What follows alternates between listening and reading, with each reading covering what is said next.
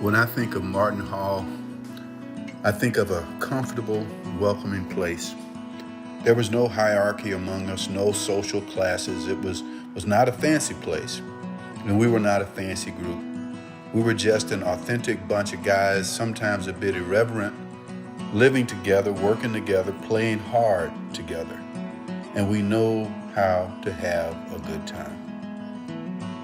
Everybody else who wasn't dating a town girl had to take their dates back to the dorm right after the dance. Then the men all went out somewhere to have a bite to eat together.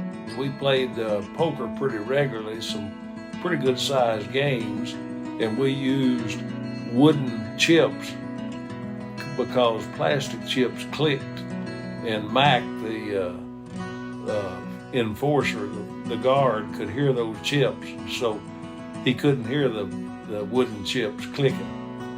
Intramurals was a big deal for us. In fact, you usually chose where you wanted to live based on the friends you wanted on your team. In fact, we all had t-shirts made for our teams regardless of what dorm we lived in or whether we lived in town. My senior year, our team, GPA, from 3rd and 4th floor Martin, won the intramural football championships. It was brief bragging rights for a while. I remember the water balloon fights that would break out in Martin. They'd always start upstairs, and people would stuff towels under their doors to keep the water out. So, of course, the water would eventually start pouring down the stairwells. Hoops were a big part of the social scene back in the day. The basketball team had a very loyal group of fans from all the dorms, but the men of Martin took pride in the fact that we were in the house. They showed up and had a big time. I remember well that Ellis Arnold, our current college president, was one of the loud ones in the stands, cheering those Warriors on. We had a tight bond in Martin Hall. We spent a lot of time on the first floor, just hanging out together, watching TV, playing pool. Those were some very special times. Martin was often home base to us. It's where we spent all of our time, sitting around in different rooms, talking, hanging out, just solving the world's problems. My senior year, I remember I had one of those narrow single rooms that was like a closet, and it wouldn't be uncommon for at least 5 of us to be piled in that tiny space. For us, it all started in Martin Hall. I was so close with the people I lived with in Martin Hall. What amazes me is that the friendships that began then continued to grow and really have turned into lifelong friendships. Mark Lynham and I were looking for a way to raise money. We were the president and vice president of the dorm. So we created the annual toga party.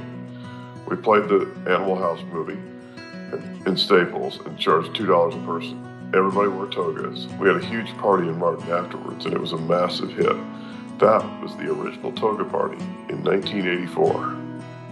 When we lived in Martin 301, I can remember having parties in our room, standing around, with everyone singing Piano Man by Billy Joel, with people standing on the couch and everywhere.